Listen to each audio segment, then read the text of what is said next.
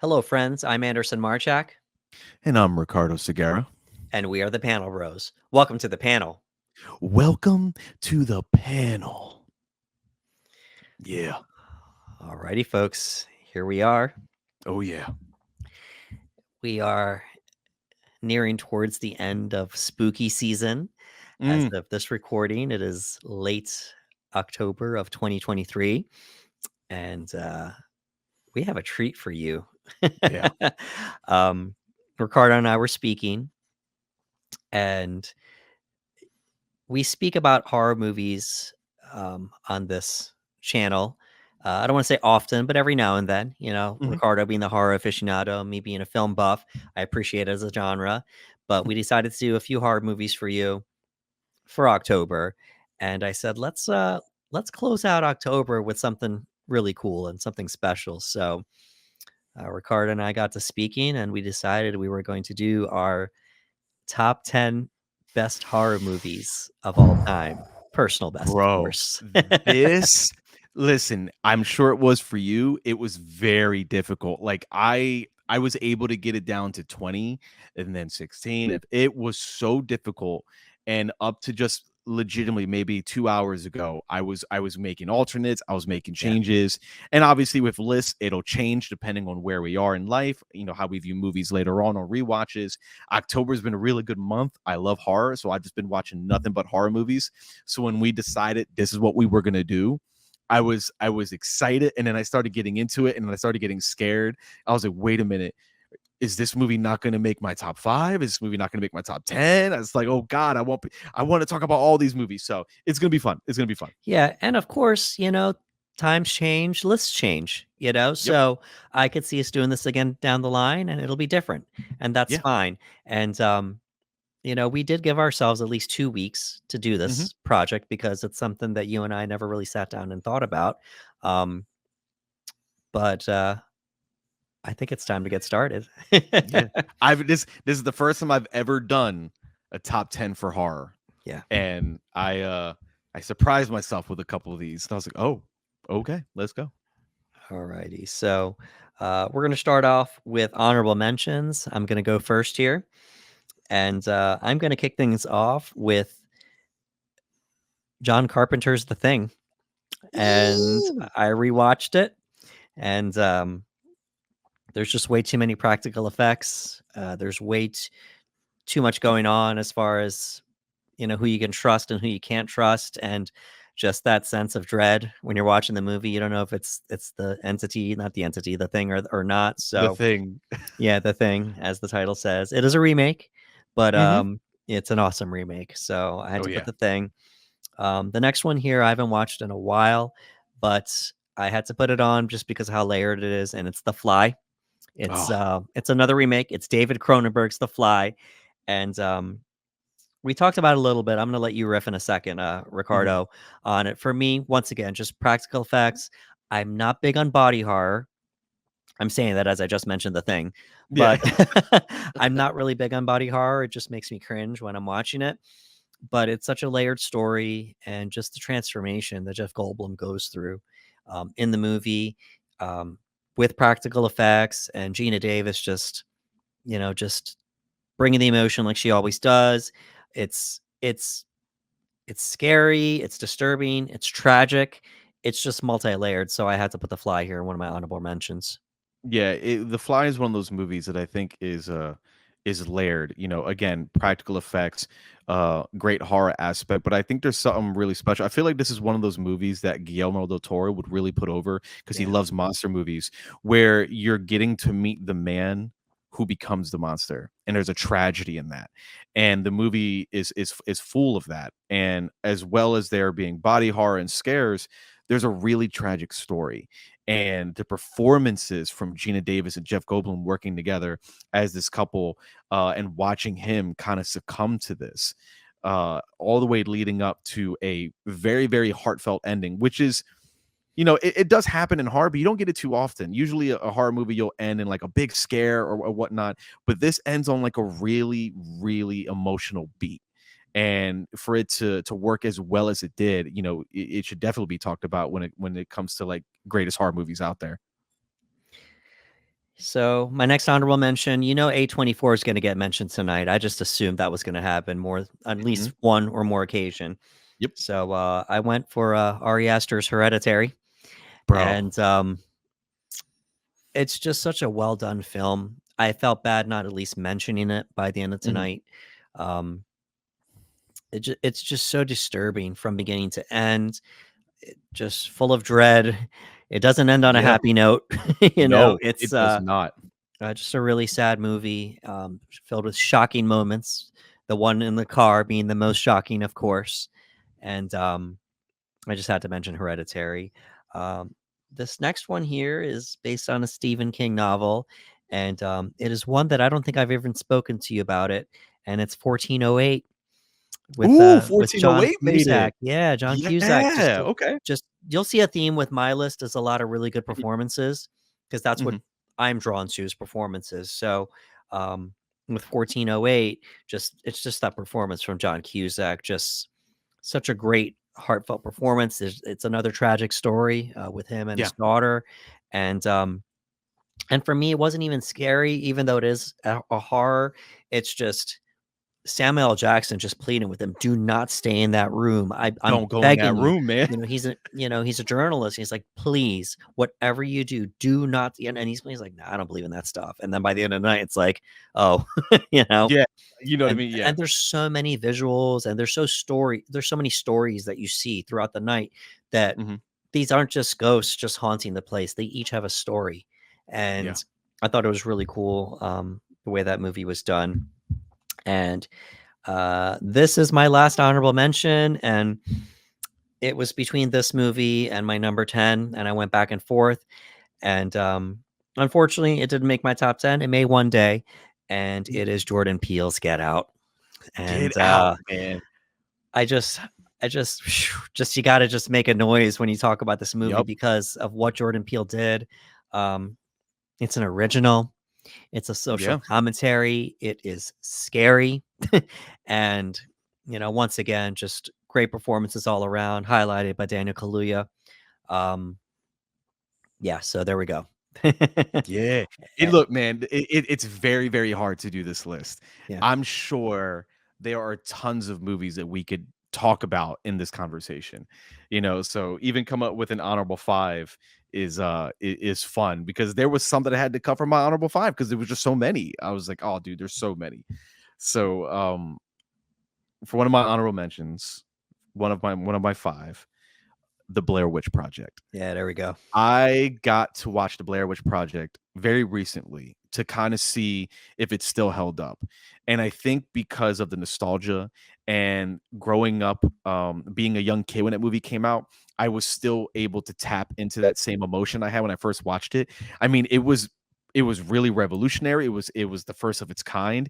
It changed the game. I'll never forget the atmosphere when that movie dropped, especially for someone my age that didn't necessarily have the wherewithal to really look into film and study and see what was going on. So myself and many other people my age really thought this was real. Like we were young kids going around. I remember even people that were older than me, like in their late teens, and be like, "Yeah, that's it's real. You didn't know that," and just being like, "Excuse me." So it does so much with so little, and that's something that I've always loved about horror is that like people forget you can do a lot with very little. And that movie is more on the psychological horror aspect of it all. The idea of 3 people in the woods who get lost and feel like they're being followed and pursued. And you're like, is it just them getting in their own heads? And then little things start happening. So for me, the Blair Witch Project is definitely an honorable mention. I battled with that one. That one almost made the top 10 because it was one of the first found footage films. And I mean, look at how many movies that movie spawned. And I think because of that Right. alone, it should be mentioned in the conversation. Like Paranormal Activity, there's like 7 Paranormal Activities. You know what I mean? There's so much found footage now, and it's because the Blair Witch Project. And it was, and remember, we have to remember the marketing for that movie too. Right. They had websites. They made you think they got actors that nobody knew, so you really started to think that this was a viral a viral thing. And I remember, Well, they made us believe that this is real footage. yes, They didn't yes, say yeah, they didn't even absolutely. say these were actors. They were like, "This was actual No, found footage." it wasn't until And then much these later we and found then that out. these 3 people showed up to the press screening Yep. like, Yes. "Hey, And we're and alive." again and again, I wasn't as involved at that point as I just saw movies for being movies, and I enjoyed them, but I didn't have the wherewithal. I didn't have a computer at home to check and look these things up. And I remember being like, "This is real. Like, this is absolutely real." So that fear, and I remember I had friends that went and seen it, and they were like, "Rick, it's the scariest movie I've ever seen." And I remember watching it and being horrified. And again, it changed the game. It revolutionized found footage film. So the Blair Witch Project makes it into my honorable mentions. I still love it to this day. I think it rocks. Another one for me is American Werewolf in London. Oh, there we go. American Werewolf in London was a movie that horrified me when I was growing up. A lot of these movies on my list, you're going to have movies in here that legitimately scared me and movies that I just had a really good time with. American Werewolf in London terrified me. Um, as we have expressed numerous times, we're a big fan of practical effects, and this arguably to this day has one of the most iconic, recognizable werewolf transformation Right. scenes. Period. It holds to this day. Great effects. I feel like you could put this up against many things today. And even though we understand puppeteering better, we understand practical effects better, we can still look at it in awe and just appreciate how significant of a job that they did. And I remember hearing stories about this from my parents talking about when they saw it and how it like scared everybody. It's one of those situations like, oh my God, it was horrifying. But American Werewolf in London is definitely one of those movies that I watch every October. I watch it for every Halloween season.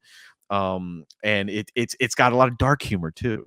And I like it too. There's a lot of dark humor. You have the curse of if you get killed by the werewolf, you can see the spirits afterwards, and he's having conversation with his dead friend. And there's a lot of dark humor in it. So American Werewolf in London makes it on my honorable mentions.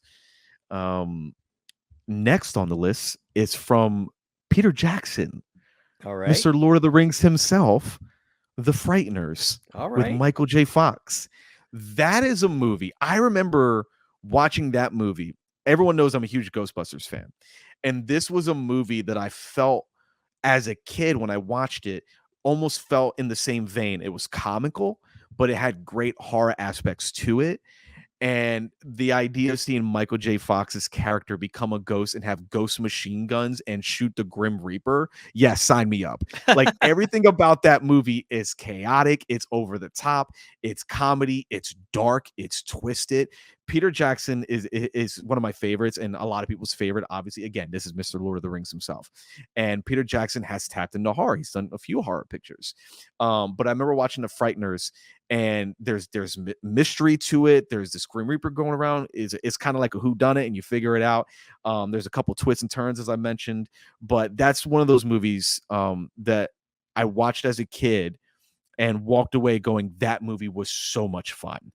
And I remember renting it a few times from the video store, aging myself a little bit, but going to the video store and renting The Frighteners a couple times. Whenever it was on TV, I got so excited. So The Frighteners from Peter Jackson makes it on my honorable mentions list. So the next one is a very popular horror movie. It's Evil Dead 2. The one of the original Cabin in the Wood movies, if you will. Right. Evil Dead 2. I love Evil Dead 2. Now, obviously, you have a lot of people argue between Evil Dead and Evil Dead 2. Evil Dead 2 is kind of almost like a sequel while also being a reimagining of the first. But I love 2. I absolutely love 2. Bruce Campbell is Ash. This is where you get the hand. This is where you get the chainsaw. Like all of it. Like 3 gets really slapstick. 1 was a lot darker, and like 2's like right in the middle. It has a little bit more humor than the first, but it's not as slapstick as the third. Evil Dead 2, again, that's another movie that I absolutely watch every Halloween season. Big fan of that. Maybe one day I'll decide to dress up as Ash for Halloween. I haven't done it yet, but Evil Dead 2 absolutely makes my list. It's one of those like, hey, small budget, one location, we're gonna make it work. And because of those movies, I got to get that, the remake Evil Dead, which I absolutely love as well.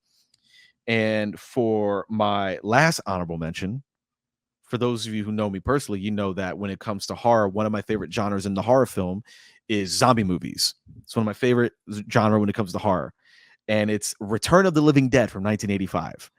Return of the Living Dead, where you had the skeleton zombie come out with the acid, and he's like brains. It's so silly. It's so ridiculous. Okay.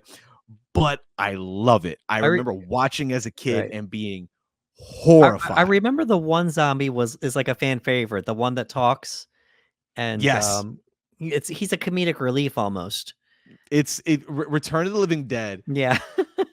It is so good. That's where you there's scenes where they're like the zombies are getting on the radio and they're like, send more police. You know what I mean? They want to eat more people and they're asking what they want. But it was one of the reasons why it's one of my favorite zombie movies. Was I feel like it had the most scary take on watching someone actually turn into a zombie. And as a kid, terrified me. And we're watching these two individuals become zombies and go through rigor mortis as they're alive, being in excruciating pain and then turn into zombies and whatnot. And one of the darkest endings, absolutely one of the darkest endings. For those of you who don't know, they nuke the entire town. Nobody makes it. And then, it creates acid rain and it affects more graveyard, more zombies come Okay. up, and it ends. I had to look it up. His name's Tarman. Tarman, bro. Tarman, yeah. Tarman, he comes out again. It looks so silly, but I absolutely love Return of the 1985. That's where you had the really synonymous with the movie. You had the naked zombie, the female rocker zombie with the pink hair that everyone thinks about anything about that movie. It is a ridiculous movie, All right. but I absolutely love it. And I was like, I got to put him on honorable mentions. It's another one I watch every year. Alrighty, cool. So, all right, we'll just do a brief recap. My 5 honorable mentions were The Thing, The Fly, Hereditary, 1408, and Get Out. All right. And my honorable mentions were The Blair Witch Project, American Werewolf in London, Evil Dead 2, The Frighteners, and Return of the Living Dead 1985. All right. Oh So boy. here we go with the top This 10. this is the scary stuff now. Yeah, here we go. So here we go with the Pano Bros top 10 best horror movies of all time. Oh And boy. my number 10, I went back and forth on, if I would have this in or not, but I thought about it and I said, we're going to do it. So it is a movie we have already had a breakdown on the channel. Okay. Okay. It is Evil Dead 2013. Whoo! Number 10. So good. It's scary. Mhm. I'm a fan of the practical effects, obviously mixed with the CGI. We've gushed about the movie on the channel. We gushed about the Yes. movie off the air as well. Um, I'm not a fan of the original Evil Dead series, Mhm. and that's for various reasons. Not really. I'm not really. I respect them, but I'm not really big Mhm. on them. But it's funny because this is the least Evil Dead movie that there is. I've been told it is Yes. because Evil Dead's a little fun. It's a Yes. little fun, sometimes funny. This movie is not funny at all. This movie is mean. It's Yes. very mean and it just So doesn't stop. It's great. yeah, so Jane Levy with an amazing performance and um, just what Fede Alvarez did with the gore and usually when you're watching stuff they cut away. He doesn't cut away. He wants you to feel No. everything that the characters are going through. So there we go. Evil Dead 2013 is my number 10. Whoo! It's a good 10. It's a good 10. Yeah. All right. So for me, my number 10 is a remake. There's a lot of love for the original. Some people think it's dated, some people think not. For me, I'm a huge fan of coming of age stories. And if you can mix coming of age stories with horror, you got me. For me, my number 10 is It from 2017 by director Andy Muschietti. There we go. This was a movie that I grew up watching the original It miniseries with Tim Curry, legendary. And it was fantastic. It was great. But watching this, and I thought the cast was fantastic. I've always been keen to the story where you have an evil presence like Pennywise, but the evil within the town is also present, and everyone is kind of battling their own demons as well as this evil clown, the Deadlights. And there's a lot of there's tragedy, there's sadness, There is the idea of the brother who feels guilty for losing his younger sibling and trying to overcome that. And then you have the all those kids are dealing with something. The Losers Club, they're all dealing with something, and you got Skarsgård, who in my opinion crushed it as Pennywise. You know what I mean? I thought it was a great performance. And again, that's people can debate all day who they like more, and I think Tim Curry and Skarsgård both did an amazing job, respectively, in that role. But 2017, just again, you have this coming of age story, the Loser Club, these kids banding together to take off this evil entity in a town that is also full of this evil presence that affects everyone individually and as a team. And I absolutely love it. And in my opinion, has one of the greatest lines in a horror movie, where Richie is like, "You brought me down here in Mudwater and this and that," and he goes, "And now I have to kill this freaking clown."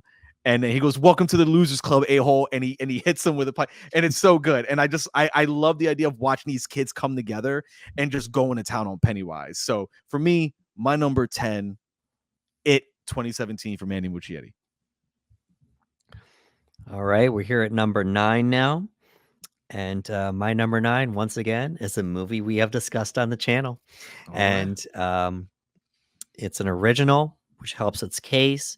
I thought it was really disturbing. It's still disturbing to this day when I watch it. And It Follows. Yes, It dude. Follows. It made my top 10. Good. I just, at the time when it came out, I don't remember the last time a movie scared me as much as it did. Yeah. Scared, disturbed, whatever word you want to use. We both have our own particular story. You were checking the back seat of your car. I was Yup. checking my rear view mirror. So yeah. So and we discussed it on the channel. It just still holds up. For Yeah. me, and just the concept of being followed. It's just such an uncomfortable concept, and the fact that it was a shapeshifter and you didn't know who it Yeah. could be. So, but yeah, so that's my number 9. It Follows. Oh yeah. Hey man, look, It Follows is one of those movies, like you said, is stuck with us. And Yeah. I was working a night shift and I was checking the back of my car, man. Like it made me very uncomfortable. So that's a good pick. All right. My number 9 came out in 1998. This is not a movie we have spoken about on the channel yet. Again, there's some of these movies that have surprised me that they made it, but I sat there and said, I've enjoyed this movie way too much for me to not put it on there. It is a film from Robert Rodriguez with an ensemble cast. It is The Faculty. I Ah. absolutely, for those of you who know me, also know that aside from horror, my favorite genre is sci-fi. So when you can blend the two, sci-fi and horror, and you can put it in an environment that was really relatable to me at the time, because in 1998 I was from 7th to 8th grade. So I'm watching a movie where we have probably seen numerous types of alien invasion movies, but now we're seeing it in a school setting. So I got to see it through a completely different lens. It wasn't I was watching an alien invasion, hostile takeover, like Independence Day, where you have like jets and president and this and that, but I'm watching kids, and it has there are always going to be a specific line in some of my favorite movies that always stick to me, that I'm just like, I always remember. And I'll never forget the line in the movie where Elijah Wood's character says, Pacey says, he goes, "If you were going to take over the world, would you blow up the White House Independence Day style, or would you sneak in through the back door?" And I remember hearing that as a kid Hmm. and going, that's actually horrifying, because the movies have taught us we're so used to like big alien ships coming down. It said, but what if they just wanted to infiltrate? What if they want to do it that way? And that was just something that I found really scary. And obviously, again, you had the T-1000 Robert Patrick in this movie. You had Salma Hayek. You had Elijah Wood. You had Josh Hartnett. Like you Usher decided to show up. Like this thing had a cast, man. I don't know how to pronounce her name, so help me. Famke Jensen. She plays Jean Grey Yeah. in I've heard it pronounced as Famke Janssen. That's what I've Famke. heard. Okay, okay. Famke. Yeah. I had a big crush on her at the time, so I got to see her in this movie. It's all-star studded cast, if you will. But it's one of those movies that it's got a crazy cold open. It can be extremely violent, scary. Again, you don't know who's who just yet. I like that there's a lot of twists and turns where there's people that are taking over that you don't see on screen. One of my favorite scenes and reminisce to, very similar to another movie we're going to talk about. But I love that they come up with their own test, very similar to another horror movie that you mentioned in your honorable mentions, The Thing, where they tested the blood. Here is like, hey, you're gonna take this powder, you're gonna put it up your nose, and we're gonna see. And it was this Yeah. great tense scene of like, oh my god, who's an alien? So for me, The Faculty, Robert Rodriguez, great cast, great effects, and again, giant practical alien, man. CGI when they needed it, but there's some incredible practical effects in that movie. All righty. I think we're getting some deep cuts here, I'm telling movies you, that man, yeah, there's some yeah. that I haven't talked about, and I'm like, I can't help it. I love Yeah. this movie. All right. This next one is a newer one. It might be the newest movie on my list. Yes, it is the Mm, newest movie on my list. And oh man, it's so much fun. It's a quick watch. I want to say like 90 minutes, something like mhm. that, probably even less. And it is a movie we have not spoken about on the air yet. And for me, my number 8 is Ready or Not. Oh, Yeah, Samara that's a Weaving. good one. Just it's Yep, Samara Weaving. There's her performance sells the movie for me. And I remember. to my understanding, it is a original movie. It was released in 2019, hour and 35 minutes, short, Look at that. straight to the point. Um, and for me, like, just please give this woman more work. Like, she's getting cast, Mhm. but she has yet to have a true breakout role. But Yeah, this was obviously a lesser known role. But such a cool movie. What do we yeah. have here? Directors Matt Bettinelli, Olpin, and Tyler Gillett. So, dual directors here, just so much fun. And it's newer, but I always remember, just when I go to watch it again, I enjoy it every time. Like, it's my first time watching it, just for all the the shocking moments. And it's not scary per se, but it is a horror movie. Yeah, And I just have so much fun just watching Samara Weaving's performance, man. And dude. it's so symbolic that she got married and her dress is clean and white. And by the end of the movie, it is not. Just Nope. it just dictates the battle damage that she went through, Yeah, both yeah, physically and emotionally speaking. So I think whenever we do lists, I think it gets the gears turning about, hey, these are movies we should probably talk about on the yeah. channel one day and to do a breakdown. So I could definitely see us doing a breakdown for Ready or Not. So here we go. My number 8 was Ready or Not. I remember you gushing about that movie when you saw Yeah. it, and you were like, "Bro, Samara Weaving, like you got it." And I remember when I watched it, I was like, "Yeah, yeah, it's that good. It's that good." So that's a great pick. My number 8 is a movie that we have covered. It is a movie that you previously mentioned on your list already. Hmm. My number 8 is Evil Dead, the remake, 2013. 2013, yeah. Listen, listen. Yeah. We can gush about this movie. We've done it. Amazing cold open, amazing practical effects, and you can tell that Alvarez wanted to just go hard. Yeah, that open. Yeah, the open, right. He wanted to go so hard with this movie, and he had to because, like you said, like I love the Evil Dead series. I love the television series. I love the film series. But in order to really do something with that franchise, he can't do the same thing. He can't. So he had to push it. So instead of relying on like a lot of the humor that it became known for and everything else, he was like, no, we're going to go harder and we're going to be extremely violent and we're going to be mean. And I absolutely love the reasoning behind why they're there. I mean, how many times have we seen in a horror movie where it's like, why don't you guys just leave? Why aren't you listening to this person? And they found a beautiful way to do it. Maybe not beautiful is not the right word, but just such a smart way to go about it, where it was like, hey, we have to get her clean. So we're going to bring her into this cabin. She's going to say things. She's going to do things. She may potentially harm herself in order for us to be able to leave. We cannot listen because she pretty much OD'd at one point. So you're like, this is a last desperate attempt. So you get the idea of why they're not listening to her. This is what's happening. Like it makes all the sense in the world.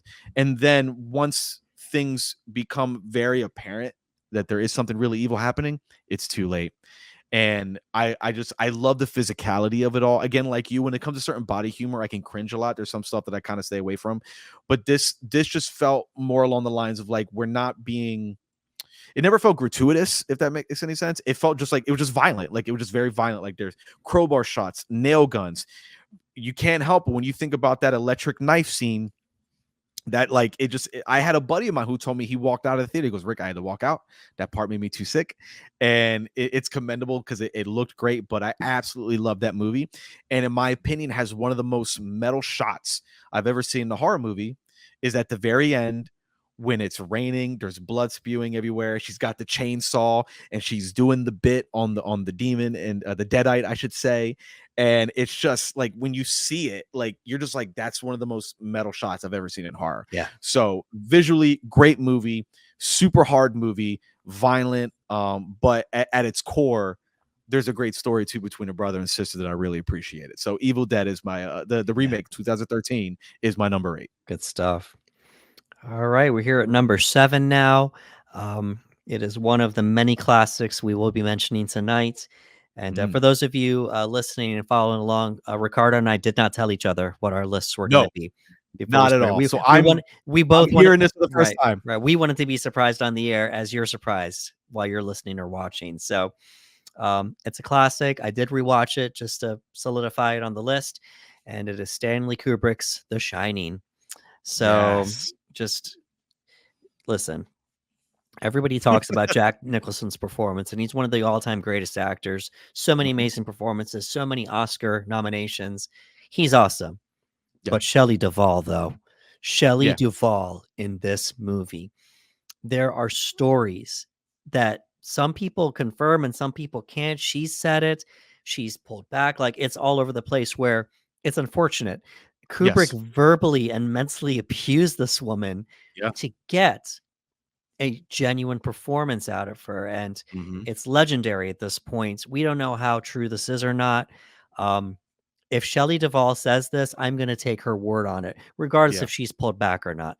Mhm. Obviously, Kubrick's, he hasn't really, Mhm. confirmed or Mhm. denied this, but her, of course, Nicholson is amazing in this movie. There's so many scary scenes. The twins, Yes. and the old lady in the bathroom, and obviously the blood coming out of the elevator. There's so many different scenes, but obviously, yes, Jack Nicholson is terrifying in this movie. You Oh, for know, sure. this man does not need prosthetics on his face. He's No. scary already, but it doesn't work without the terror that Shelley Duvall sells. And apparently, that one moment in the bathroom where he chops open the door and says, "Here's Johnny," they didn't tell her he was going to do that. Yeah. And so when she screamed in terror, she was actually screaming in terror Yeah. for that one part. But yeah, it's Kubrick's of somebody that a lot of people consider one of the all-time greats. Yeah. I believe our favorite Christopher Nolan. I believe he lists Kubrick as one of his main influences, if not his Mhm. biggest influence. So number 7 had to give some love to The Shining. Got to. There's a couple people I know that's their favorite movie. Like a lot of people have Yeah, become attached to The Shining, whether it's nostalgia, whether it's performances, whether it's the fear. The Shining is one of those movies that is always going to be talked about in the horror yeah, conversation. So again, yeah, Shining's yeah, awesome. yeah. Of course, got to mention Red Rum. Red rum, Yep, yep, red rum. Red Like, Rum. but Yeah. listen, there's a lot of the old lady in the tub. Listen, man, listen, Oof. that is a scary movie. Great movie though, phenomenal movie. Yeah. My number 7 changes things up a little bit. We're now going to get into a mixing of genres. We are now tapping into the horror slash comedy. And I think that this might be the only horror comedy that I have on my list. But I adore this movie. It is Shaun of the Dead from Ah. Edgar Wright. I love to be funny. I love to make people laugh. I like to laugh. I love horror. And I'm a huge fan of the combination of Edgar Wright, Simon Pegg, and Nick Frost. I think those three together are untouchable. I'm a huge fan of the Cornetto trilogy. Anything they do, sign me up for. But Shaun of the Dead was my introduction to those three. And I remember watching the trailer for the first time as a kid and going, ooh, zombie movie. Again, I love zombie movies. So I was like, wait a minute, this looks kind of funny. Oh, it's a zombie horror comedy. What? And I absolutely cherish this movie from the opening credits to the closing credits. I think it is hilarious. I think it is smart. I think it is creative. I think that, again, when those guys are together, they make amazing, great stuff.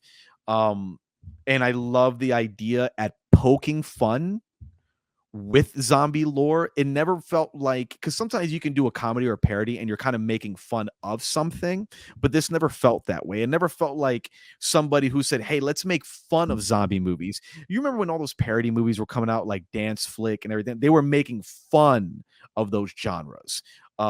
Superhero movies, they were making fun of those movies. This never felt like it was making fun of zombie lore or the zombie genre. It felt like they were like, hey, we're gonna have fun with it. And because of that, it made me love it even more, because again, I'm a huge zombie person. So watching a movie have fun with the genre, where they can have great jokes and a great story that's actually kind of like a rom-com. You know, you have a guy who is just, he's just never getting his life together, and he loses the love of his life, and he's trying to get her back during a zombie apocalypse. Like, that is beautiful. And I also appreciate that Edgar Wright understood that at its core, it still has to be a zombie movie. So there's some legitimate, very, very horrific moments. I've argued that the third act of that movie is just a straight up zombie movie. Like, there's a couple jokes, but it gets very violent, very brutal. There's a lot of dismemberment. Like, it's just absolutely insane. And the movie has heart. And that's what I like too, is that there is heart in the movie. Like, by the end of the movie, I felt like, oh man, I really, really enjoyed this. So my number 7 is Shaun of the Dead, and we're all just gonna pull up to Winchester and wait for this whole thing to blow over. Oh, good stuff. Alrighty, so I need to pick one thing up here. All right. um, so this next one is a movie I come back to a lot, and let's pull this up here. I had to rewatch it because it's been a while since I've watched it, and as I was watching it, I was just reminded of just how great this movie is. It is not just a good horror movie, but a great film, an amazing film, actually. Um, my number 6 movie is The Silence of the Lambs, Ooh, and okay. it's it's just such a well done film. It's so good, and you talk about just making an impact. People went to see this movie. It got tons of awards. I had to pull that up here. You know, as far as awards go, we had so it was nominated for best film editing. It was nominated for best sound mixing. It won 5 of the major categories. It won best adapted screenplay. It won best director, Jonathan Demme, best actress, Jodie Foster, best actor, Anthony Hopkins, and it won best picture that year. It was Bro, the first hard. horror movie to win best picture. How amazing is that? That's incredible. Silence of the Lambs is a classic. It's a masterpiece in my opinion. Yeah. It's amazing. It's absolutely amazing. And you talk about all-time greatest transformative performances. And for me, Mhm. I say Anthony Hopkins in this movie. He picks a voice, he picks mannerisms, he picks, these lines. He did the whole, thing with his lip that I'm not going to try to do Oh, here, yeah. Yeah. Yeah. Yeah. and apparently that he didn't tell Jodie Foster he was going to do that. And that kind of scared her, Mhm. when he did it. But Silence of the Lambs is amazing. We have, I don't want to miss out on not mentioning him, we have Ted Levine as Buffalo Bill, who is, Listen. in a movie where Anthony Hopkins is playing Hannibal Lecter, you Mhm. go ahead and play somebody who's even more disturbing than him Yeah. in the Yeah. movie. They're battling to see who could be more disturbing, and Levine as Buffalo Bill, but it's just so it's captivating in the sense it's a race against time because this lady, they want to try and save this lady's life because Mhm. Buffalo Bill's been killing all of them. So Clarice just has to keep coming back and talking to Hannibal Lecter behind the glass, Yeah. and we've seen that imitated in other movies Yes. since then, so and then obviously, just the way that the ending happened, they just left it open. It's so good. I'm gonna let you riff a little bit because I can't just, Yeah. move on No, it's after speaking about it. it's one of those movies that one of the biggest compliments a movie can make is how influential it can be on other filmmakers and other creators and other films. And we have seen that relationship that we saw exist in The Silence of the Lambs try to be replicated in other films. We've seen it in television shows, we've seen it in movies, and it starts because of movies like Silence of the Lambs. Um, Anthony Hopkins, like, probably his most iconic role. And this guy has done a lot, but you can't help but think of Hannibal Lecter when you think of Anthony. And he was, man, he was committed. He was committed to that bit. He had me terrified growing up watching him, to the point where it's almost wild for me as I was getting older to see him in other roles, because I was like, man, I just see Hannibal Lecter. Like I just see like I can't, and that's how good of a performance he had. So it's not surprising to me that it's on the list and it's where it is, because it's one of those, again, I think that it's above. It's always great when a film can surpass the genre. And I feel like on top of it being a great horror movie, it's just a great movie. Again, you're talking about winning the Oscar, the big one. You know what I mean? And there are movies today that we're like, man, we wish Oscars would just recognize this horror movie or maybe this horror movie. And sometimes we don't get it and we feel like we're kind of robbed. But this was one of those movies where the Academy was like, we have to acknowledge this. We have to. It's absolutely fantastic. So it makes all the sense in the world. All right. So we are up to number 6. Okay. So my number 6 is probably the most surprising title on my list.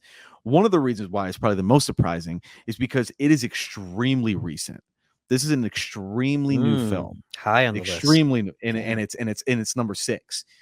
Because I remember leaving and I talked to you about it and I talked your ear off. I must have sent you minutes upon minutes upon minutes of just voice and everything on the phone, just like this, but this means this is this one. There might be a little bias because I've been a big fan of the directors for a long time. This is their first theatrical release. This is their first motion picture.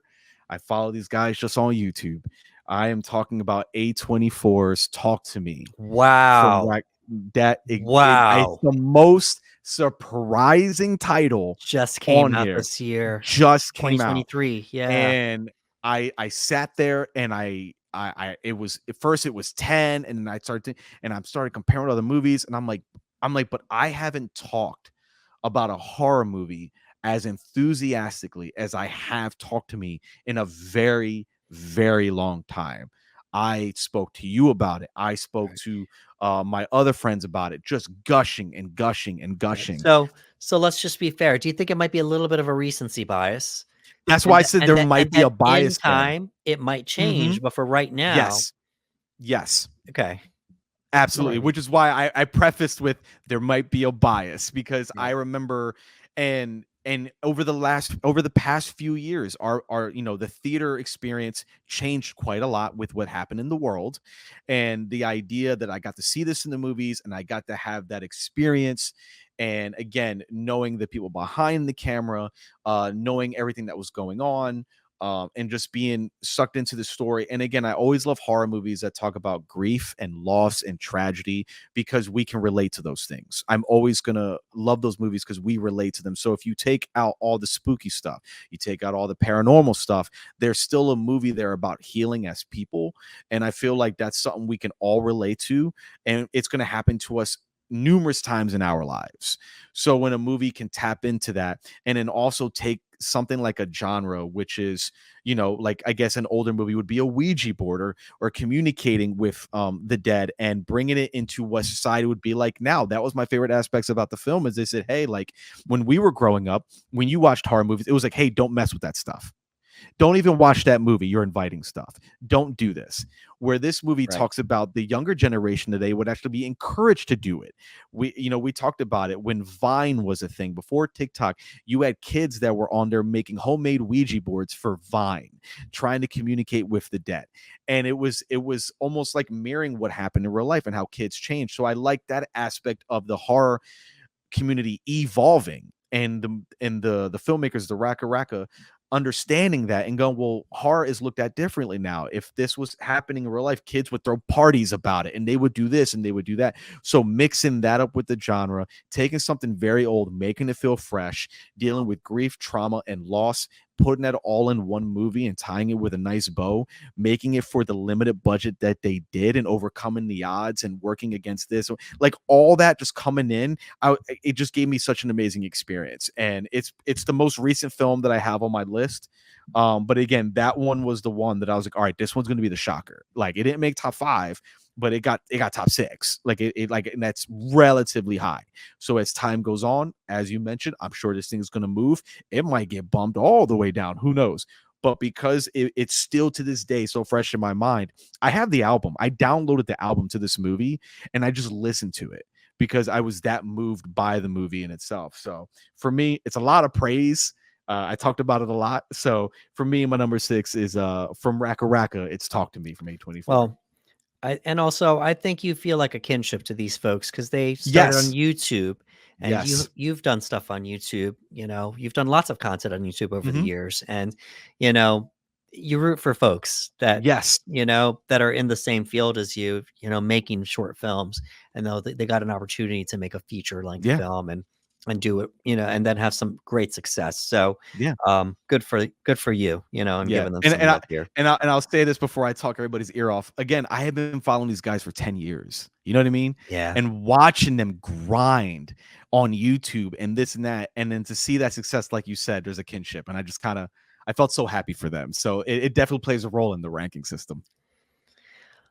Alrighty, folks, we have Woo! arrived at Here the we go. top 5, Here we go. and I'm going to kick things off here. At number 5 is Alien. Ooh! And oh man, so we're getting into nostalgia territory here with a lot of these older Mhm. movies, but it just still holds up. It still holds up. Yeah, It's really scary. very. What's the line? In space, no one can hear you scream.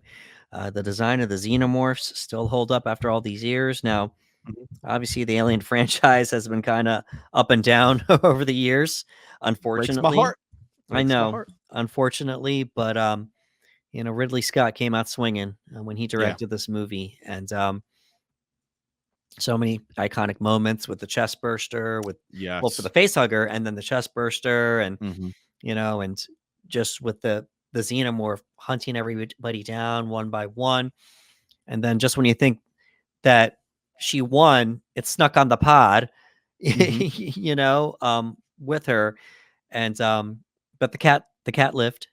Yes. The cat lived, and just one of these original roles, and of course Sigourney Weaver is absolutely amazing in this movie. Yeah. Such a Yeah. BA character, Ripley, Oh, yeah. and so I looked at all the other movies and I said, man, it's such a fun watch too. Yeah. Yeah. It's such a fun watch. It's timeless. It still holds up over all these years. So, number 5, Alien.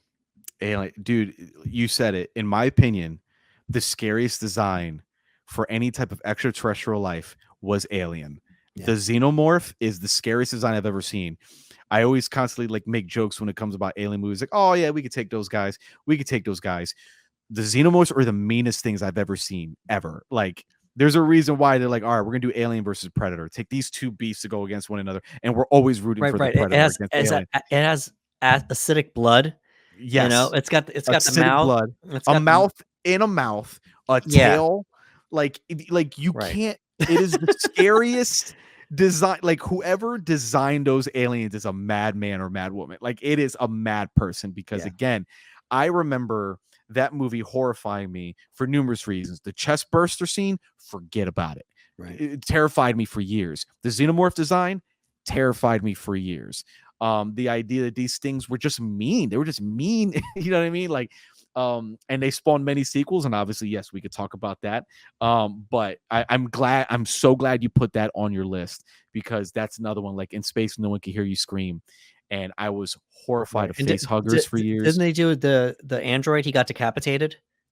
Yes, and then Ash. he continues talking. He's just Yeah. talking as the android, and again, it's just Yeah. very it's very disturbing. Even though it's an android, the whole thing is very disturbing. It was almost like a slasher film in space with an alien. It was Yeah. just absolutely it's magnificent. Mwah, that's a chef's kiss of a Yeah. movie. Great film.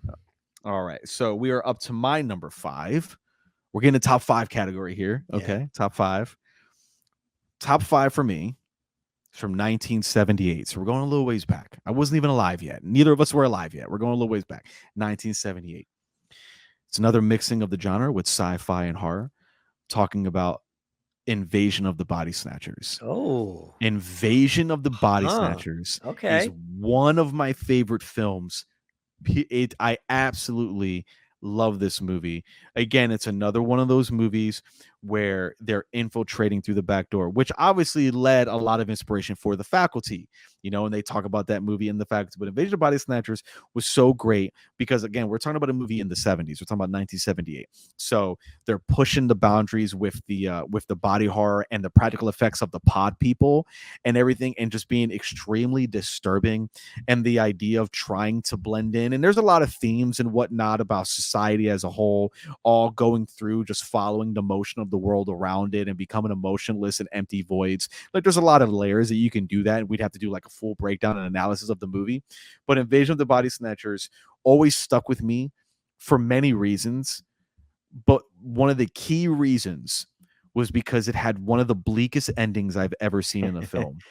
And there are other bleak endings in horror movies, but at the time, growing up, seeing this movie as a kid, and you see our main character walking amongst everyone who's been taken over, and you think that he's still just pretending, and he turns to the character, to the female character, and he points and he lets out this shriek that they're all known for, Yep. and the camera pans in and it cuts to black, and the message is we lose.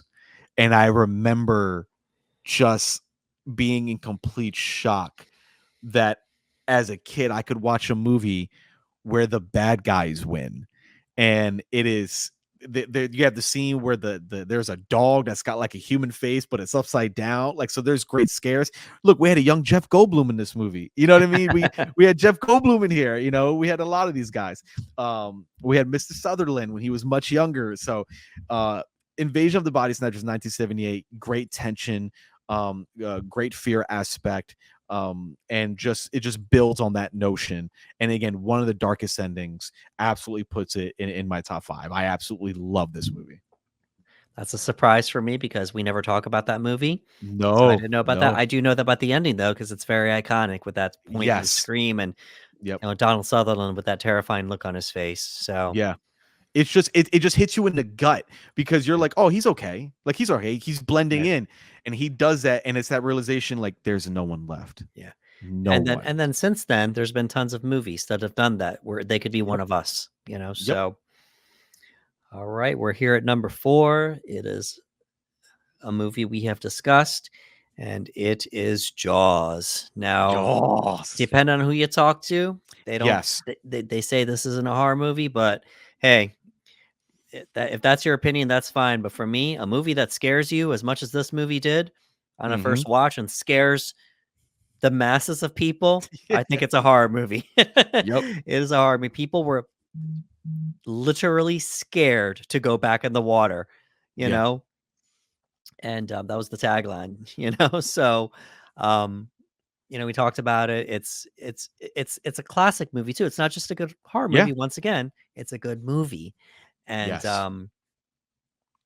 just so scary. Obviously, you and I have certain feelings about the Oh yeah. ocean to this Oh yeah. day, and I want to say this movie probably had a little bit to do with it. But once again, I just think about the rewatchability, the lines, the atmosphere, and everything. For me, number 4 is Jaws. Jaws is and look, I want to tell you, I went through pages and pages and pages of reading the argument, is Jaws a horror movie? Is Jaws Yeah, not a horror movie? And I loved reading all the back and forth. But at the end of the day, it's about your own personal perspective and what you take away from it. There's a part of me that cheated because I was like, you know what? Anderson's gonna put it on the list. I'll be okay. I was like, he's definitely gonna put Jaws on That's there. funny that I was you like, knew I would do it. You just I knew. knew it. I knew it. And I was like, he's gonna put it I on talk there. So about we're it gonna all get the to talk time. about it. It's a I great was like, movie. we're gonna get to talk about it regardless. And like you said, there are some people that say, well, it's more like a thriller. But if you're It afraid of the is. ocean, it builds on that. And I'm like, yeah, but I think like you, that might have been why, at least from my perspective, why I've been so deathly afraid of the ocean and Right. whatnot, and that phobia that I have. And I'm like, oh, I blame this movie. Again, you talk about a haunting score, great performances, the scene on the boat with the three gentlemen just having a conversation. Like, there's so much to take away from that movie. You know what I mean? And everything that they were working against with the mechanics of the animatronic and still making it work. Like, look, we don't use that word lightly, but Jaws is what many people would consider a masterpiece. It's just one of those classics. The first summer blockbuster. Okay. So we are currently at my number 4. My number 4 is an old school movie. Comes out in the 80s, 1988. It is also a remake. Huge sci-fi horror aspect. A lot of great, phenomenal practical effects. For my number 4, we're talking about 1988, The Blob.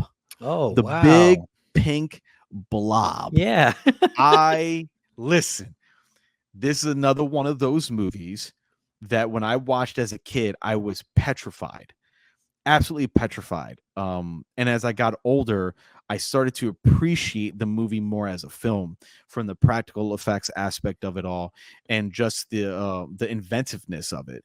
And again, you're talking about a sci-fi movie in nature with great horror elements and whatnot. And to this day, like, I just saw the movie recently. To this day, some of those effects, man, are just absolutely amazing. I was having a conversation with someone.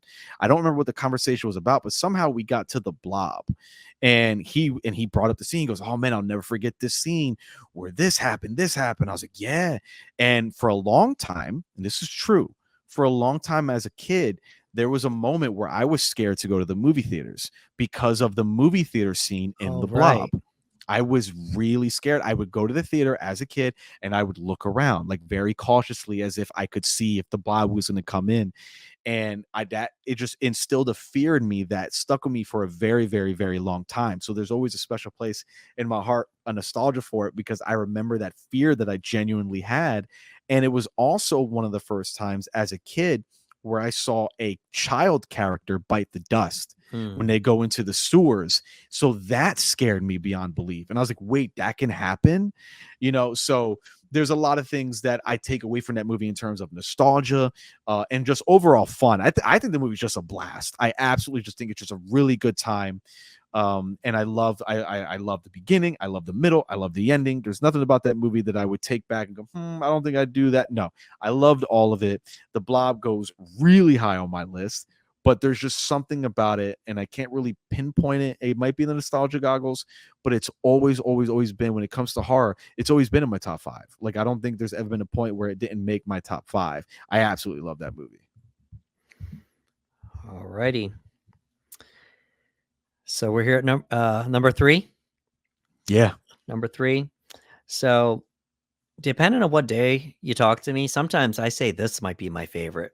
But Ooh, interesting. but when I had to stack it up against, my other, my number 2, my number 1, it's like, Mhm. what? It's not my favorite. It's just I there's one performance that I just Okay. absolutely adore in this movie, and it's the lead. Okay. And that's what it is. As a movie, I enjoy it, but it's more so the performance, the performance is what makes this movie so high on the list for me. And my number 3 best horror movie is The Exorcism of Emily Rose. And Ooh. you know me, I gush about Yes. this movie. Yes. Jennifer Carpenter, just absolutely amazing, and it's layered. It's Mhm. it's a courtroom film. It's science versus religion. It's a lot of things. There's a lot of layers here. We have Laura Linney. We have I think Tom Wilkinson's his name. You know, um, Jennifer Carpenter as the lead, and a heartbreaking performance, just Yeah. heartbreaking. You see her just deteriorate as the demon, takes over, or the demons, as they put it, Mhm. um, in the movie. So I will say this: I recognize it's mixed reviews depending on who you Mhm. talk to, but no one can deny the specialness of Yeah. um, of Jennifer Carpenter's performance. So, maybe we'll talk about this on on the podcast one day, I you know? will gladly talk about it. That movie scared me for a while, and I'll never forget her performance. And we had conversations about this. I thought at the time this was gonna be the movie that was gonna put her on the map. I was like, that Right. performance was gonna put her on the map, and she became kinda like a horror, a scream queen. She started doing other horror films, Quarantine, so I started seeing her a lot more, but they never really put her in that position again, but I'll never forget the barn scene, man, and Emily Yeah. Rose. Like, the barn scene is just You unbelievable. Like, believe every yes, single minute. yes. Just like she does such an incredible job, and she's a phenomenal actor.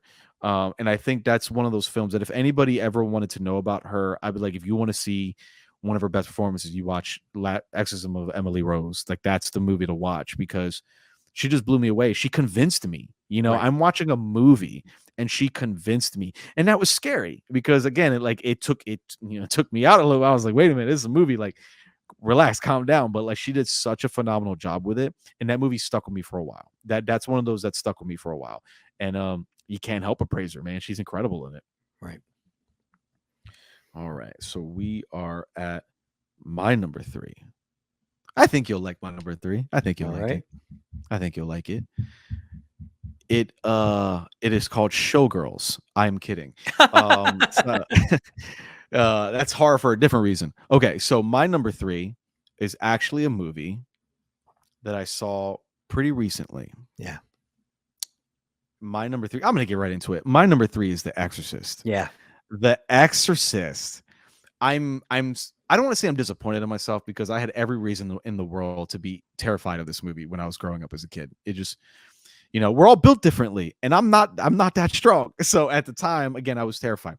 But watching it now and finally seeing it and being able to watch it next to other movies, and it's still fresh in my mind. I watched because after I watched that movie, I started reading the difference between the director's cut, the original cut. I started watching a lot of behind the scenes, and we all know how the social media is with the algorithm. So I just started seeing a bunch of things pop up from that movie, and I just fell more in love with the film as a whole as I kept researching and researching it, even after watching the movie. But you're talking about a phenomenal performance from a young Linda Blair. We're talking about a child. This was a child committed and giving one of the best performances in horror, if you want to be real about it. You know what I mean? Like, if you want to get technical, like, she's one of the best performances in horror as a Right. whole. Linda Blair. Yeah. Like, she just absolutely crushes it. And again, it gets a lot of recognition. It is arguably, to many people, the Dark Knight of horror, if you will. It's the greatest horror movie ever made to many people. And I can't debate that, like this. Like, if you ask me on another day, it might be number 1. But we're going like our personals and everything, and like what do we watch the most of and how do we feel about it. But it would be crazy for me not to have it this high because I walked away from it and I was so happy that you were like, hey, we're going to do this, we're going to talk about it, we're going to get into it. And I was very nervous because I was scared I was going to revert back to that kid who was terrified of this movie, and that didn't happen. And while the movie was still scary, I was able to kind of like watch it through the set of eyes that I have now as an adult and someone who's been watching film and studying film for a while, and kind of look at it as a film in itself. And I was absolutely blown away by every aspect of it. Everything from cinematography to the stunt work to the performances, to the music, to everything. The execution of that film just works, and it's absolutely worthy of the recognition that it gets. And again, for many people, this is the greatest horror movie of all time, and I would never argue against that. It's absolutely fantastic. But for me, my number 3, and I never thought it'd be on a list because I never thought I'd be able to watch it. I thought I'd be too much of a baby to watch it, but I've watched it and it is high. It's my number 3, and I can proudly say that this will be added to my rotation every year. I will be watching this every Halloween season because it deserves that type of rewatch. And who knows, maybe when I rewatch it, I'll be like, man, let's put it up a little higher next time. We'll see. Yeah. I'm really glad you took that leap of faith to finally sit down and watch it I was beginning to scared, man. end. I was I'm scared. I'm actually surprised it's this high on the list Yeah. after such a recent watch, but Yeah. that lets me know that not only are yes, you're a fan of film, but you just appreciate it as a horror Yeah. movie, and that Yeah. how well done it was. So kudos for putting The Exorcist so high on the list there for yourself. I was going to appreciate that. So Yeah. That's why I was like, oh, I think you'll like it. I think you'll like it. Yeah. So here we are at number 2. This is probably the most lighthearted movie I've mentioned all Ooh, night. nice. Because there are comedic moments, and Hmm. it's very nostalgic, and depending on who you talk to, it's probably not a horror movie, but to me, it does still Okay. count as the genre. It is The Lost Boys. So Yes. it is The Mm. Lost Boys. It's such a fun movie, just so fun, so quotable. You're eating maggots, Michael. You're eating maggots, Michael. Just Kiefer Sutherland in all his glory. Um, it's just such a fun movie. I can hear, Cry Little Sister playing in the background as I'm Yeah. talking Yes. to you, and I don't know his name, but you have the saxophone player. just he, I saw I don't think he has a single line in the movie, but people still no. remember him. You know? I saw a GIF today on social media, on Twitter, where it said the writers in the writing room were like, you know, this movie really needs in The Lost Boys, a guy playing a saxophone, and it's just the GIF of the guy playing a Yeah. I sax, mean, and it's so great. he It's so great. sings. I believe he Yeah. sings, but Right. yeah. We have the two Corys. We have Corey Haim, Corey Mhm. Feldman, Diane West, uh, and Jason Patrick, obviously, in the lead as Michael, and Jamie Gertz. It's just such a fun movie. I can Wow. watch it at any time, and it's very high on my list. I know it is, It's but high. Like, it's I'm like, it's a movie I've been "Whoa!" watching since I was a little kid. I probably shouldn't have been watching it as a little kid, Yeah. Yeah. but it's a movie I've been watching since I was a kid, and I always Yeah. maybe it's because of this movie I liked vampires as a kid. I don't know, because they made vampires Maybe. be cool. They made vampires Yes. really cool, and Yes. there's other vampire movies that I think of, but for this one, it's just too much fun. And you know what? It's a personal, it's a personal. It's not the. I don't think it's like one of the. When we say this, Mhm. personal favorites Yes. versus greatness is two different things. And Mhm. for me, as a Absolutely. personal favorite horror movie, The Lost Boys is number 2 for me. Bro, I'm not mad at all. I am shocked in a good way. I'm Yeah, like, "Bro, this made his top 2." The Lost Boys. Like, yeah, listen, I love The Lost Boys. I think you brought up a really good point. I think that especially when we were growing up, again, it was to be a werewolf, to be a vampire, like those were the bad guys. And while The Lost Boys, yes, they were quote unquote the villains of the movie, they lived a lifestyle that could be looked at, especially for like a young teenager watching, to be rebellious, to be somewhat on the edge, to be somewhat cool. Like you had these guys, vampires, they were riding motorcycles through the valley. They had the cool jackets, the earrings, the 80s hair. They got the girls. You know what I mean? Like there's something to that is alluring. Where even as the movie goes on, you're kind of like, yeah, they're the bad guys, but there's like an edginess to it that you dig. And it might have been one of the first times that I can recall growing up watching that movie for the first time, seeing vampires in that type of a light, where it was like, oh, wait, maybe it would be cool. Like maybe it would be cool. I don't believe I should be going around eating people like that, but right, maybe it would be cool. You know what I mean? And just it was interesting. It was different. Again, like it introduced me because as a kid, I always thought like, hey, if you're gonna be a vampire, you had to be bit. Period. And this movie was like, hey, like they're gonna welcome you into the group. Like you're gonna be welcome into the band of brothers. Like you're gonna have to drink this and do this, and then this will happen. This happen. And it was like, oh wait, like there's like this new lore that I'm learning. So I'm happy. I'm happy. Lost Boys is great. I That's another movie I really, really dig a lot. And again, I am shocked in the best of ways yeah, to know that this was your number 2. Okay, so for my number 2, for anybody who knows me personally knows that this movie was going to rank on my top 10. This movie was going to rank extremely high. It just absolutely was. Um, it's from Wes Craven, one of the best horror minds out there, and it is Scream. The wow, very first Scream is my wow, number 2. I For those, again, I said this a few times through the podcast because there's we have friends who listen and they're nodding their heads and being like, "Yep, we know you love Scream, we get it." I've always been drawn to Scream. I think that I've always appreciated when any movie can do it, but if a horror movie can fill itself with enough meta knowledge and meta humor to the point where it's very aware of itself, and it's the first movie that introduced the rules of horror, and even as a fan watching, like, yeah, like someone finally said it, like, you have to be a virgin, you can't do drugs, don't say I'll be right back because you're always never going to come back, like, I loved it. And one of the characters, Randy, played by Jamie Kennedy, I've always been like drawn to that character because I felt like I was seeing myself. I was like, oh, that's me. Like, I'm the guy that explains the movies and the rules to people, who becomes a big fan. So, like, just seeing that, I was like, oh, that's really, really cool. And again, you got a great cast. And it introduced the idea of the two serial killers, the secret of the two villains. We're not just going to get one reveal, we're going to get two. And it was so significant that every Scream movie following, outside of 3, which changed to a lot of rewrites, unfortunately, from script leaks, but that whole franchise has become synonymous with always revealing 2, because it became the staple of what made Scream Scream. And it was so unique and it was so great.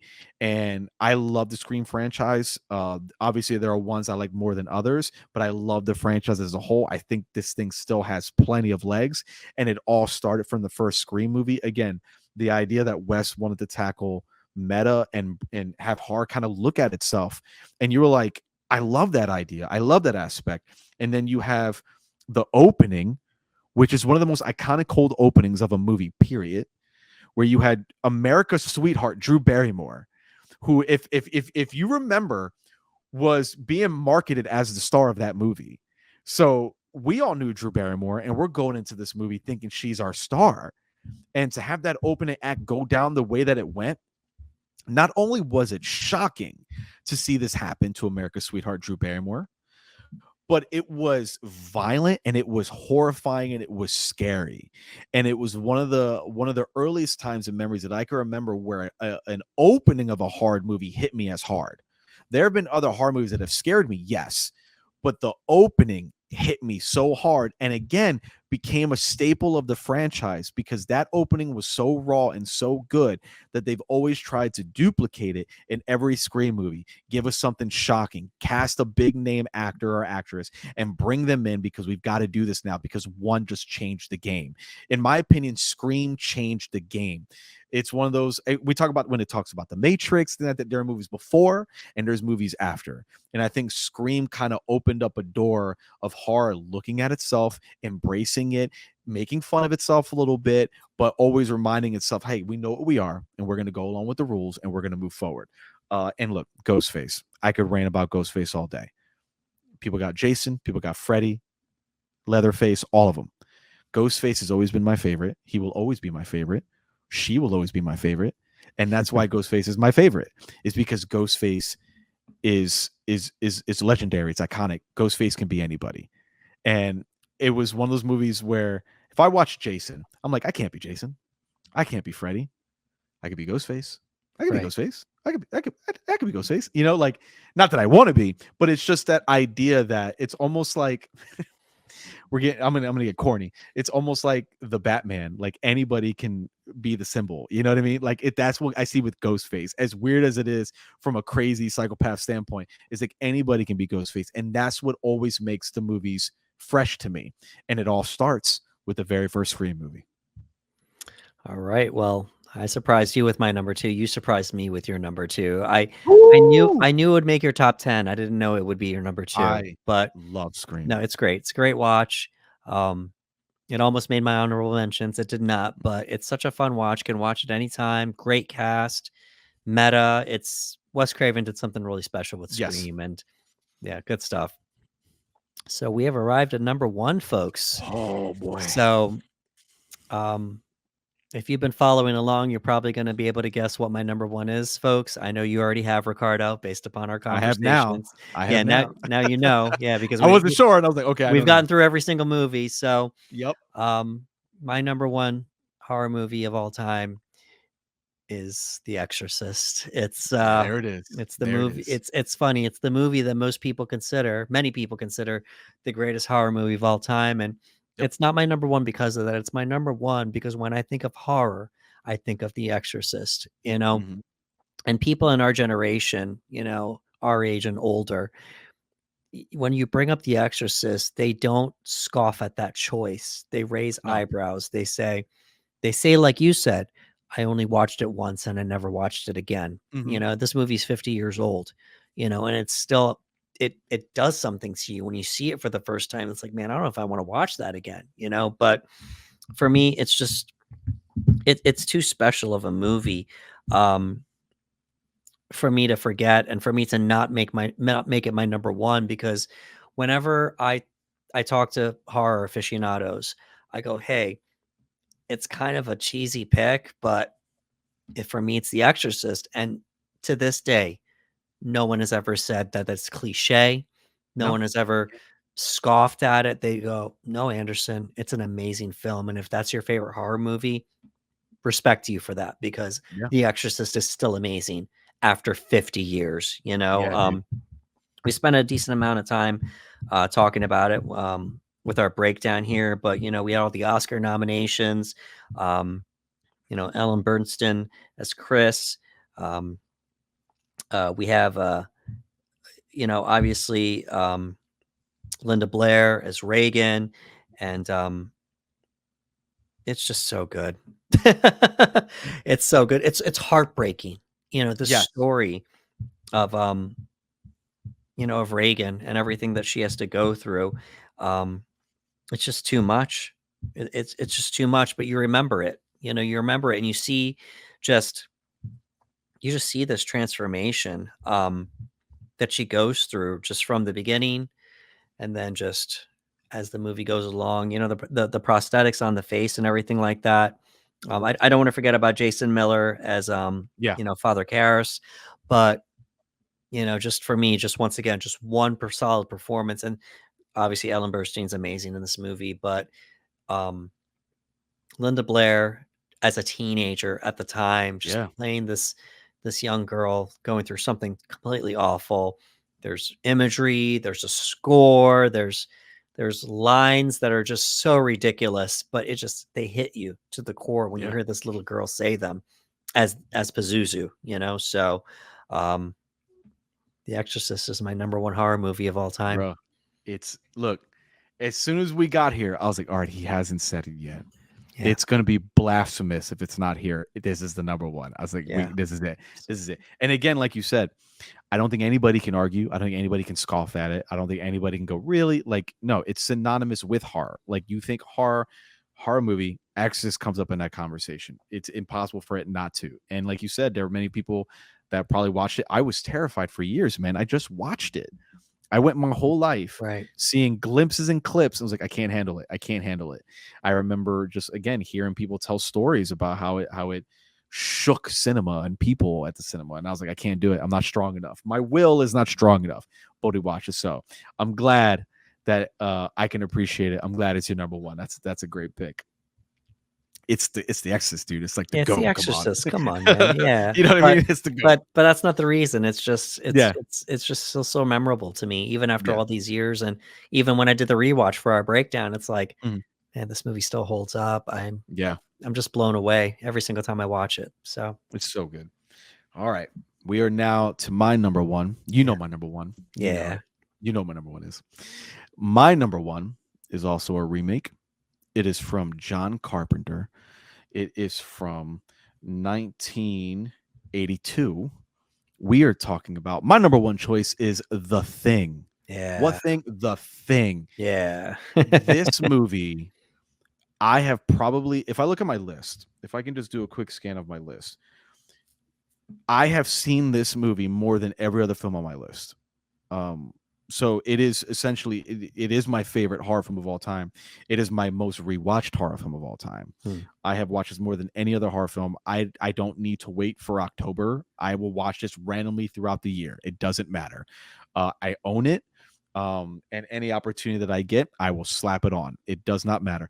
I loved everything about it. Again, we're talking about sci-fi, we're talking about Alien, we're talking about great, phenomenal practical effects that might arguably be my favorite practical effects of all time. I can't help but think about everything they were able to accomplish. I know that they made a prequel as recently in the later 2000s, and that was one of a lot of people's biggest gripes, was that they felt that the magic wasn't there because the practical effects were gone, because the thing had become very known for that. You know, there was a lot of great selling points to it, but that was like, you know, top 3 reasons why that movie holds up as well as it does. And the practical effects are absolutely fantastic. And to this day, I kind of look at it in awe. I'm like, man, they were able to pull this off in the 80s. Like, this is phenomenal stuff. And again, you know, imitation is the biggest form of flattery.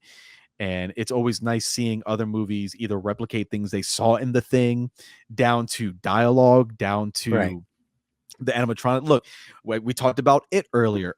Right. It took specifically a scene from the thing with the spider head walking, and you got to be kidding me. You know what I mean? Like, and I remember watching it in the theater. I'm like, oh, a thing reference. You're gonna be in my top 10 one day. And it was great. And I like seeing that. I love seeing that. And I think that's the biggest, you know, form of flattery, is to see that type of thing happen between films where they get inspired or they want to pay homage to it. And again, it's another one of those movies where you don't know who the thing is. And I've always loved that, because in itself, and we've talked about this when it comes to It Follows. One of the scariest things about It Follows is being followed, but it can look like anybody. That's one of the great things about It Follows. And in my opinion, it's one of the great things about The Thing, is that unlike Invasion of the Body Snatchers, where they tend to lose emotion, The Thing is not that way.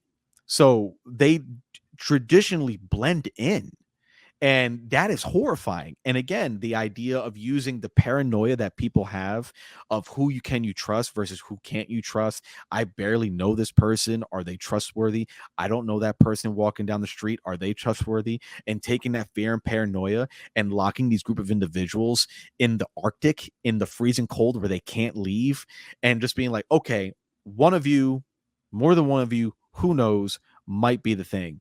And that is scary within itself. And it's scary for that reason. Again, the practical effects are amazing. And again, the ending. When it comes to horror, endings are very important. And you can have a great horror movie, but if you don't stick the landing, it can kind of, you know, that's the last thing you remember. It's your last impression. This is one of those endings as well, where you have our 2 characters. You have Childs with Keith David, and you have Kurt Russell McCready, and you have these 2 individuals looking at each other. One of them could be the thing. You don't know. Childs could be the thing. You don't know. McCready could be the thing. You don't know. And they just stand there, where they just sit there together and goes, I guess we'll just sit here and see what happens. And then you hear that amazing score that John Carpenter just dun dun dun dun. And you just I get so hyped thinking about it. You know, the same way that I can hear the Jaws theme. When I think of the thing, I think of the theme from the thing. And it's my number one horror movie of all time. It has been my number one horror movie of all time for years. This thing has not budged. And again, I've never made a list. I've never made a list. But anytime the conversation had come up and someone goes, "Hey man, what's your favorite horror movie?" I'm like, "Oh, The Thing."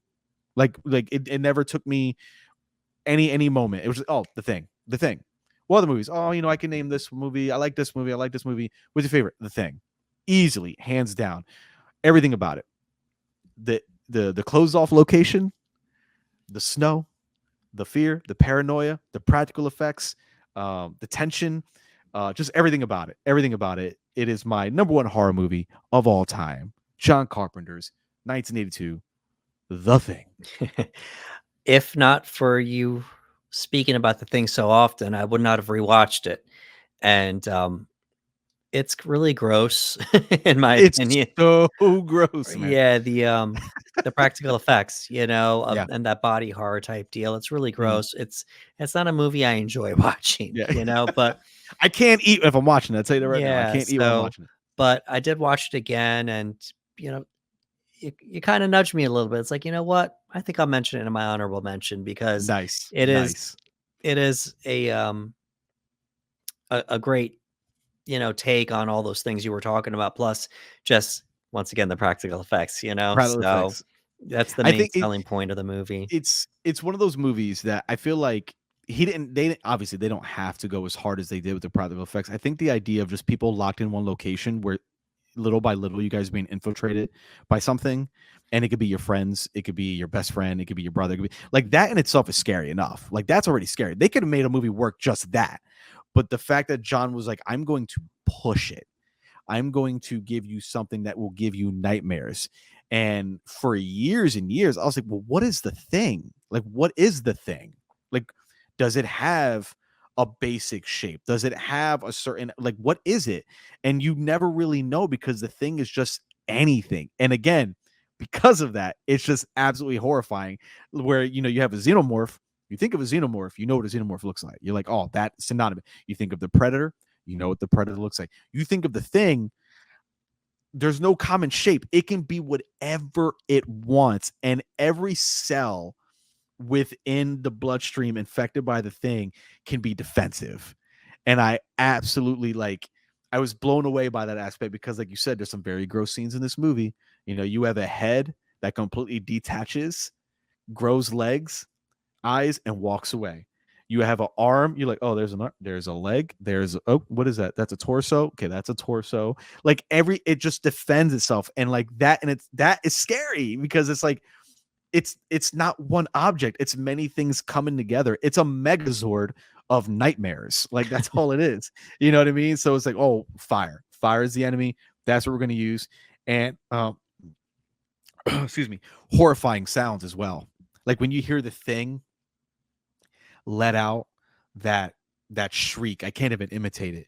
Like it just gives you nightmares. So look, Yeah. I've talked about this movie for years. All righty. Well, folks, that was the Panel Bros top 10 best horror movies of all time. Woo!